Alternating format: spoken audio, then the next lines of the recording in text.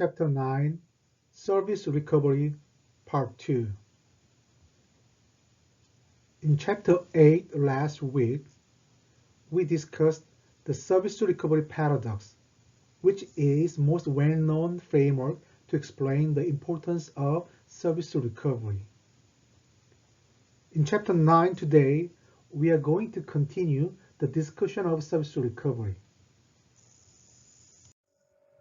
The focal point of Chapter 9 is justice theory. As we briefly discussed in Chapter 7, justice theory is the most well-known framework to explain service recovery process. It includes three dimensions: DJ, PJ, and IJ. We are going to look at each dimension in detail today. Also, we're going to find out the relative importance of each dimension in the service recovery process. Second, we're going to look at the service recovery from the relationship marketing perspectives. Again, service recovery affects future relationship. We're going to look at it from the relationship marketing perspectives. Lastly, by summarizing Chapter 8 and 9, I'm going to introduce my own 5-step approach for effective service recovery action.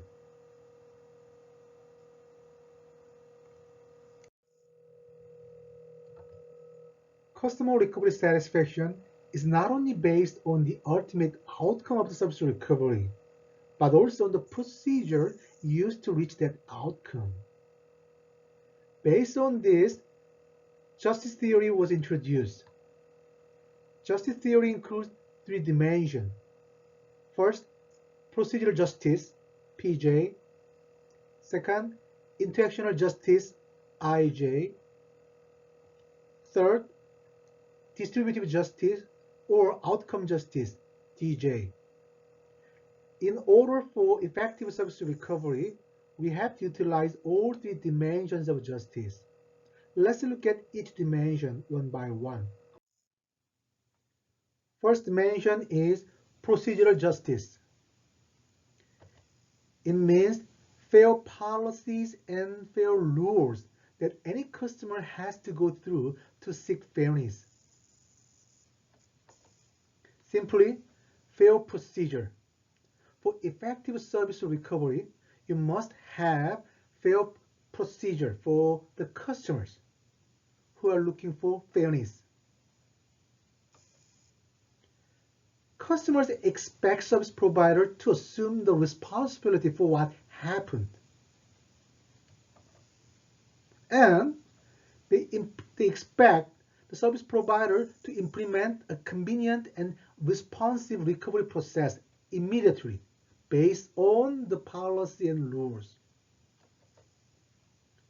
During the process, the flexibility of the system and the consideration of customer input into the recovery process should be considered. Yes, you must have policies and rules on hand. Plus, you have to consider the flexibility of the system and the consideration of customers' input into the recovery process. So whenever you have fair policies and rules and the flexibility of the customer's input, what's going to happen? Speedy handling of the problems and customer complaints. That is the result of fair procedures.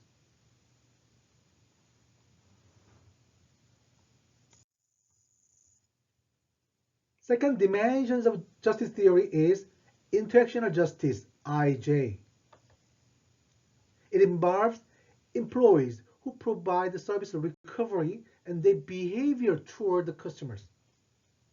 The employee's behavior, employee's attitude affect recovery satisfaction. So first step is to provide full explanation for the service failure situation, and you have to show the customers determined effort to resolve the problem so that your recovery effort, your attitude, must be perceived as genuine, honest, serious, and polite by the customers. Your employees' attitude, their behavior, that could be great recovery tool. For examples, the courtesy, politeness, concern, empathy, determined effort observed in resolving the situation, and the company's willingness to provide full explanation why these kind of things happen. Customers want to know. They expect full and kind explanation for what happened. So overall, the employee's attitude and interpersonal skill affect the service recovery.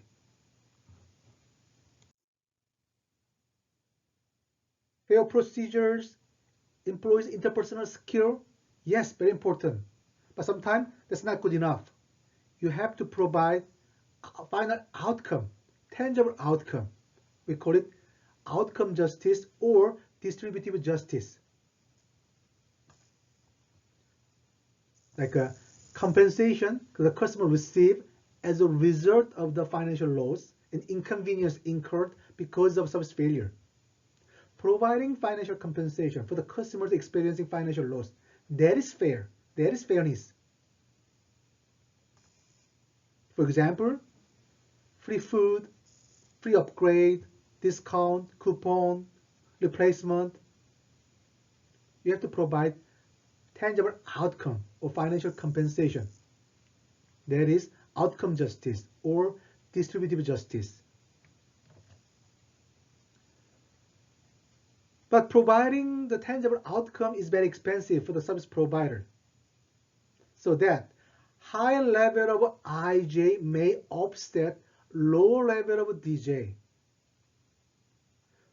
Providing too much tangible outcome or financial compensation is not your policy, then you have to focus on your employees. Utilize your employees as a vehicle or as a tool to recover some customer dissatisfaction or service failure. So high level of IJ may offset low level of DJ, preventing giving away too much financial compensation. So that the following figure summarized 3 dimensions of justice theory. How to handle the customer complaint and how to achieve effective service recovery. You have to utilize all 3 dimensions of justice. First, procedural justice, fair policy and fair procedure for all customers. Whenever you have fair policy and fair procedure, what's going to happen? Speedy handling of the problem. Today, the customers are very impatient. How to handle this kind of situation, customer complaint or service failure situation? Immediately, you must have fair policy and fair procedure. Second, interactional justice, IJ. Your employees' interpersonal skill, attitude, caring attitude. That could be great recovery tool. Maybe that's not good enough. PJ, IJ, plus you have to think about providing financial compensation or tangible outcome, OJ or DJ, distributive justice, particularly for the customers who are experiencing serious substantial financial loss. Then you have to provide financial compensation. So for successful service recovery process, you have to utilize all 3 dimensions of justice for complete customer satisfaction with your recovery effort. Let's summarize 3 dimensions of justice theory one more time. Again, justice theory includes 3 dimensions: PJ, IJ, and DJ or OJ. So whenever I ask the question to the students, how to recover service failure, you guys always come up with providing tangible outcome, tangible compensation, DJ, actual outcome, actual compensation, discount, free food, free upgrade, free night. Yes, good. It's great recovery tool, great recovery action. But distributing too much tangible outcome costs the service provider too much. So you have to minimize providing this kind of tangible outcomes. That means you have to focus on two prior dimensions. First, you must have fair policy and fair procedure that applies to all customers. Whenever you have fair policy and procedure, what's going to happen? You can solve the problem immediately, efficiently, effectively, following that rules and procedure. Plus, IJ, employees' interpersonal behavior, can be a great recovery tool, starting from providing full explanation, courtesy, politeness. Take the customer issue seriously. That kind of interpersonal skill can be great recovery tool. So again, for the effective and successful service recovery, we have to utilize all three dimensions of justice.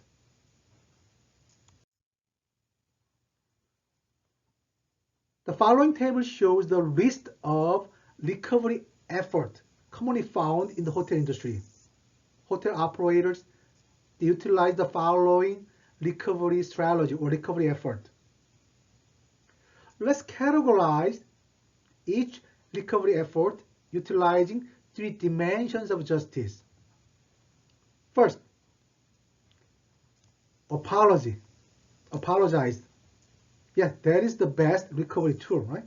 You have to apologize first. It is the part of which dimension? Apology. Maybe procedural justice is part of the procedure. And it can be categorized as IJ, interactional justice, employees' attitude, behavior. Right? Second, hotels, they correct the problems on the spot. Yes, it's great. It's a great recovery tool. If you are able to correct the problem on the spot, maybe that is the best recovery tool. It is part of which dimension? Procedural justice. Whenever you have fair policy and procedure on hand, you can solve the problem, you can correct the problem on the spot. Third most popular recovery effort by the hotel operators, explanation, providing full explanation. It is part of IJ, employees' attitude, providing full explanation. Or it can be part of the PJ. It can be included in the procedure, manual. Next, immediate action. Again, it relates to policy and procedure, PJ. Hotel took the responsibility for the problem. It's great. It can be also IJ or PJ. Follow up to see if the customer was satisfied with your recovery effort. Again, it relates to procedure, PJ. Compensation provide free room or free food. Typical examples of DJ. Exceptional treatment, special service. Yes, it's part of the DJ. See, the list of popular recovery efforts can be classified using one of three dimensions of justice. That means we have to utilize all three dimensions of justice for successful and effective service recovery. Then, we are curious about the relative importance of three dimensions. I said we have to utilize all three dimensions of justice for effective service recovery. That means all three dimensions are seriously affecting the recovery satisfaction. But still, we are tempted to see the relative importance, to examine the relative importance of three dimensions. affecting customer recovery satisfaction. First, let's look at the relative importance of three dimensions in service recovery in the hotel industry. Relative importance of three dimensions of justice in the hotel industry. I'm sharing the result of meta-analysis of existing empirical studies about justice theory. Again, three dimensions: DJ, PJ, IJ. Each dimension affects customer recovery satisfaction for sure, significantly, substantially. No question about that. Then, question is relative importance. Which dimension is more important than others in the hotel setting? What do you think? Again, I'm sharing the result of meta-analysis of existing empirical studies investigating the importance of three dimensions of justice in recovery satisfaction. I'm showing the coefficient alpha score. The score indicates the strengths of a relationship. First, DJ 0.20, significant. PJ 0.26, yes, of course, significant. A little bit stronger than DJ. But the most important dimensions in justice theory affecting customer recovery satisfaction is IJ in the hotel setting, interpersonal skill. So for the hotel setting, at least for upper upscale hotel, the best recovery tool is IJ. It employs interpersonal skill, attitude. That's why we have to hire right attitude, then right skill. Your employee is the best recovery tool. Their interpersonal skill is the best recovery strategy. How about the restaurant? Do you expect the same result in the restaurant setting? Again, our goal is to examine the relative importance of three dimensions of justice in recovery satisfaction. Again, all three dimensions are significantly affecting customer recovery satisfaction. Let me share the result of meta-analysis of empirical studies investigating restaurant service recovery. Again, I'm going to share the coefficient score indicating the strengths of relationship. First, DJ 0.26, significant, statistically significant. Okay? How about the IJ, interpersonal skill in the restaurant? Yes, 0.20, significant. But the most important dimension in service recovery in restaurant is PJ, 0.53. Fair policy and fair procedure, and thus effective and efficient, and most importantly, speedy handling of the problem. That is most important recovery tool for the restaurant customers. So PJ is the most important dimensions of service recovery in the restaurant industry. So let me summarize what we have discussed so far. First, service failure cases can be classified using either outcome failure or process failure. We discussed this part last week in chapter 8. When customers experience service failure so that they are dissatisfied, then it is time to utilize three dimensions of justice: DJ, PJ, and IJ. We discussed three dimensions of justice today. For what? For recovery satisfaction. Satisfaction with recovery satisfaction, recovery effort. When guests feel satisfied with your recovery effort, then what do you expect from them, from your customers? Customers come back to your properties, and they are showing the loyalty and commitment. They trust you, and eventually they are willing to spread good words to others. They act like a partner for you.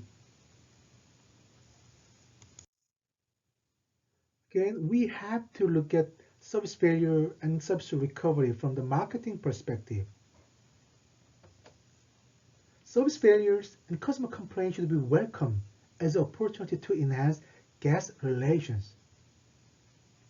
We service provider cannot be perfect because we are selling service which is invisible, intangible, inconsistent. That means customer complaint or service failures are inevitable in this business. So that we have to welcome customer complaint or service failure situation. If you do not receive customer complaint, that does not necessarily mean that you are perfect.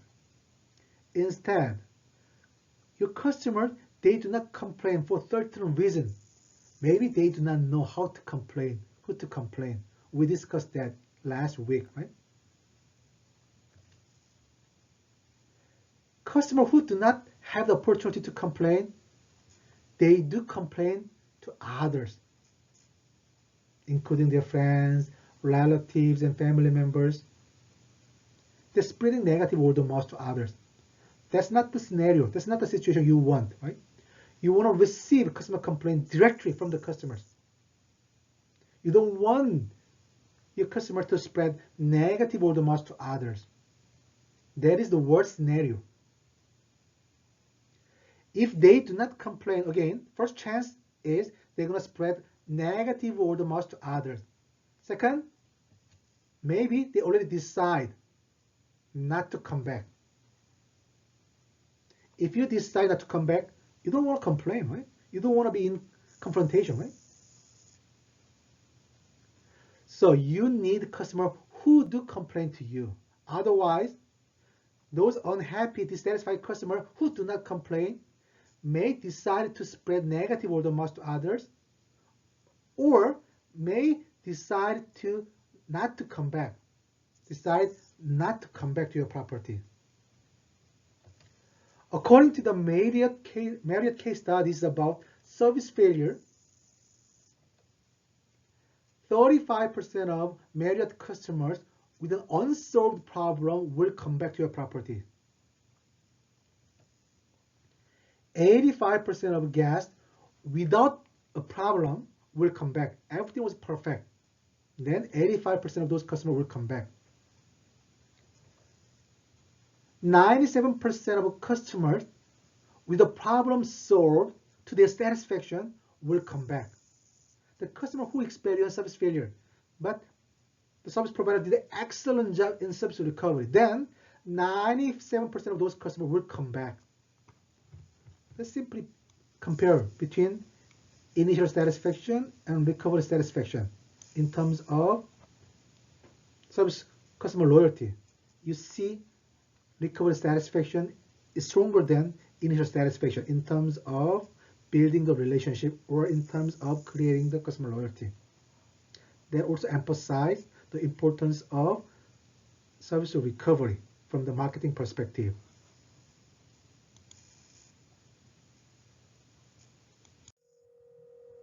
Here, let's look at another data, repeat purchase intention of dissatisfied customers. We have two groups of customers. First, unhappy customers who do not complain, and unhappy customers who do complain.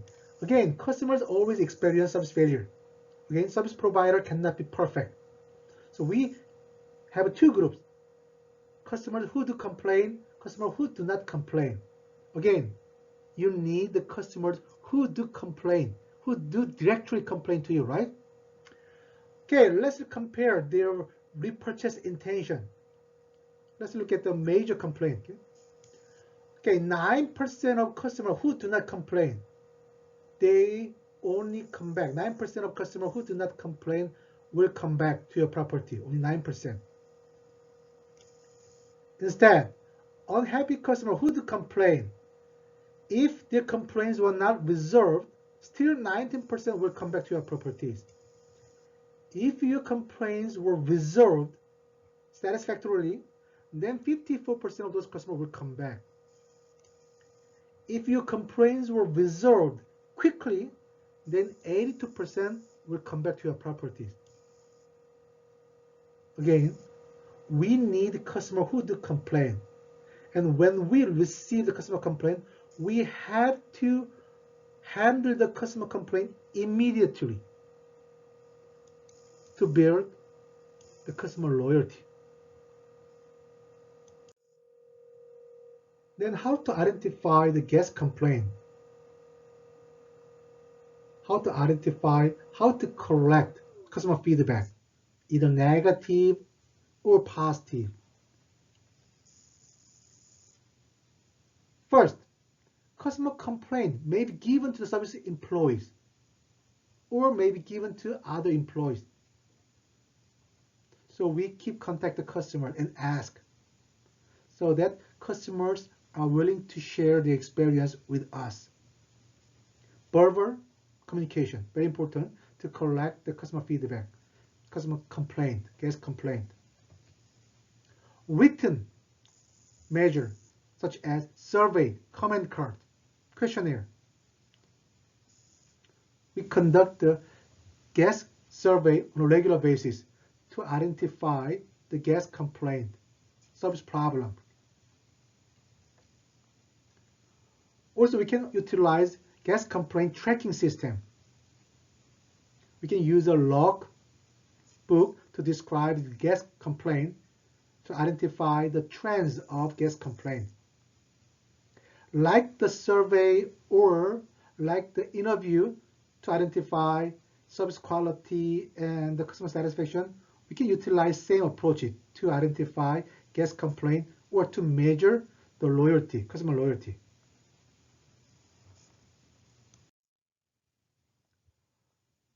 So based on chapter 8 and 9, I developed my own 5-step approach for effective recovery system. How to ensure effective service recovery. Step 1, do it right for the first time. I always emphasize that we have to focus on delivering service as promised. That is first element of service quality, named reliability. If we do it right for the first time, we don't need to worry about service recovery. So first step, do it right for the first time. But error-free service, perfect service, zero defection sounds good, but impossible in our business. Again, we are selling service which is invisible, intangible, inconsistent. So that error-free service, 100% perfect service, impossible. Then let's welcome, even encourage customer complaint. Customer who do complaints to you are your friends, not the enemies. Let's welcome and let's utilize customer complaint as a way to enhance guest relations. So when you receive the customer complaint, you have to act quickly. Act quickly. Fast handling of customer complaint that affect service recovery satisfaction substantially. When you utilize your recovery system, let's treat the customers fairly in terms of IJ, DJ, PJ. You remember 3 dimensions of justice, right? Even though you do your best to recover customer dissatisfaction, still some customers, they will leave, they will defect. We have to learn from those lost customers to prevent future customer defection. Those are 5 steps to ensure effective service recovery. Let's look at each step one by one.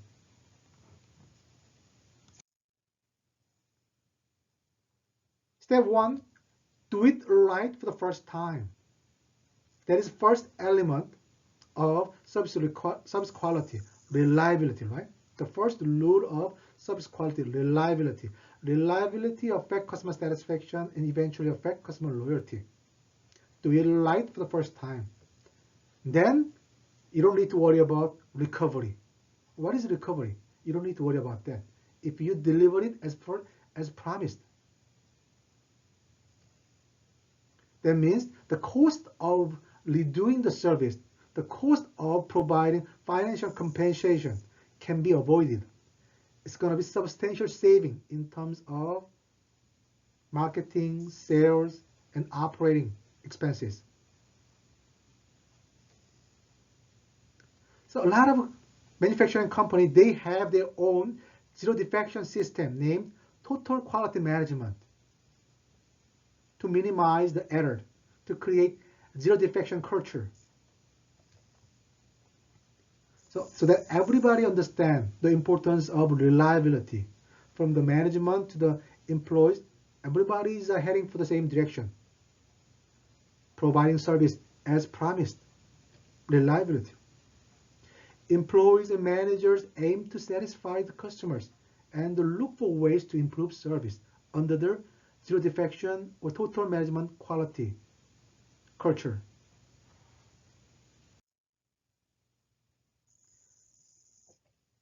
Step 2, let's welcome and encourage customer complaint.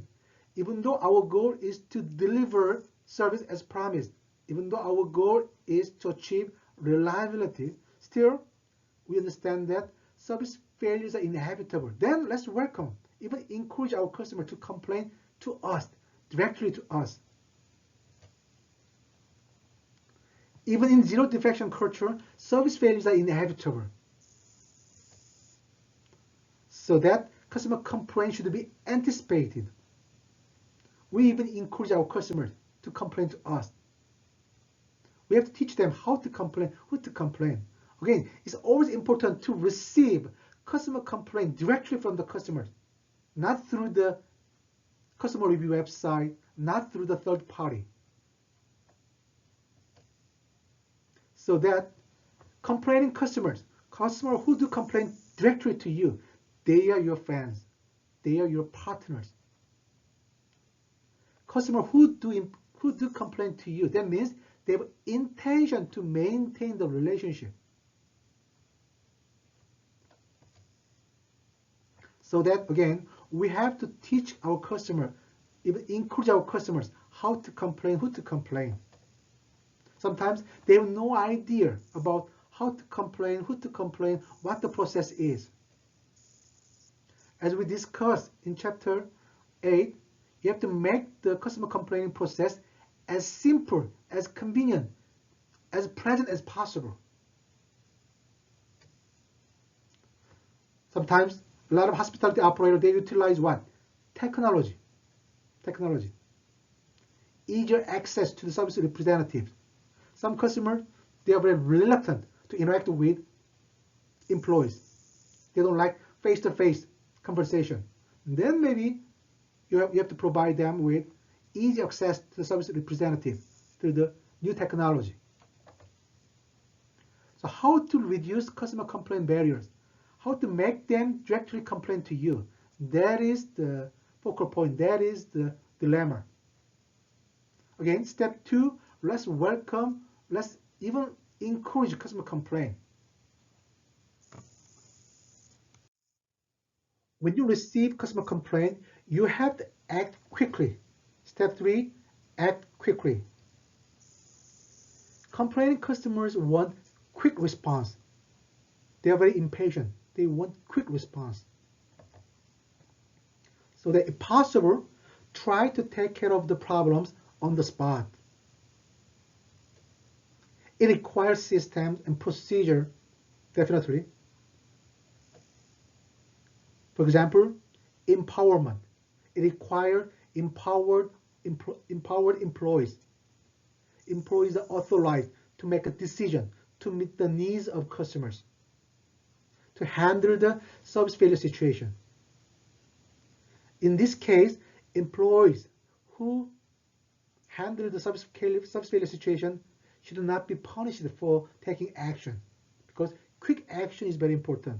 So that frontline employees must be empowered to handle the service failure situation immediately. For example, Ritz-Carlton's employee allowance. Ritz-Carlton employees are allowed to spend up to $2,000 to meet the needs, emergent needs of customers. Or Hampton's service guarantee. They guarantee perfect service. Otherwise, customer received free room. Frontline employees, they are authorized to provide free room. So you have to build a system that allows the customer to solve their own service needs and fix their own problem. Technology, fair policy, procedures. Technology. Customers directly interface with service providers' technologies, such as electronic kiosk. That is the way to solve the problem quickly.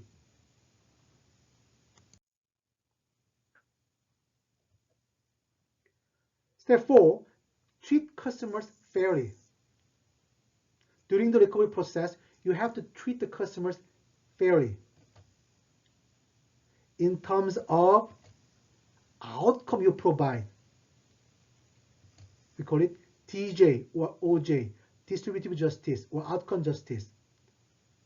Customers also expect to be treated fairly in terms of the process by which the service recovery takes place. We call it PJ, procedural justice. Lastly, the customers expect to be treated fairly in terms of interpersonal treatment they receive. We call it IJ. Again, as we discussed, we have to utilize all three dimensions of justice theory during the recovery process. Fair treatment is essential components of effective service recovery strategy. Again, we have to utilize all three dimensions of justice. Lastly, even though we did our best in terms of recovery, still we are losing some customers. We call them lost customers. We have to learn from those lost customers. Discovering the reason for customer defection is very painful and difficult, but we have to identify because it helps us prevent service failures from happening again in the future. And eventually we have to reduce customer defection in the future because it affects the profitability. There are broad themes underlying defection, customer defection. Broad themes underlying customer defection, such as customers are leaving because of pricing, because of inconvenience, because of core service failure, or encounter failure, service encounter failure, or they don't like your recovery effort, or competition, involuntary switching. A lot of reason for customer defection. You have to identify why your customers are leaving. Based on that, you can develop the strategy to retain those customers. How to identify those reasons? In-depth interview by skilled interviewers who truly understand this business. You need skilled, well-trained employees or third-party agency to identify the reason for defection. Based on that, you can develop the strategy to retain those unhappy and dissatisfied customers. So conclusion, customers do not expect you to be perfect. Instead, they do expect you to fix things when they go wrong. That means they do expect what? Effective service recovery. They don't expect you to be perfect. No. They do understand that service failures are inevitable. Instead, they do expect you to have effective service recovery. Nothing annoys guests more than having their complaints ignored or overlooked. Do not ignore customer complaint. They're crying. You have to listen to them. This is the end of chapter 9 and the end of HRT6760. Thanks for your attention.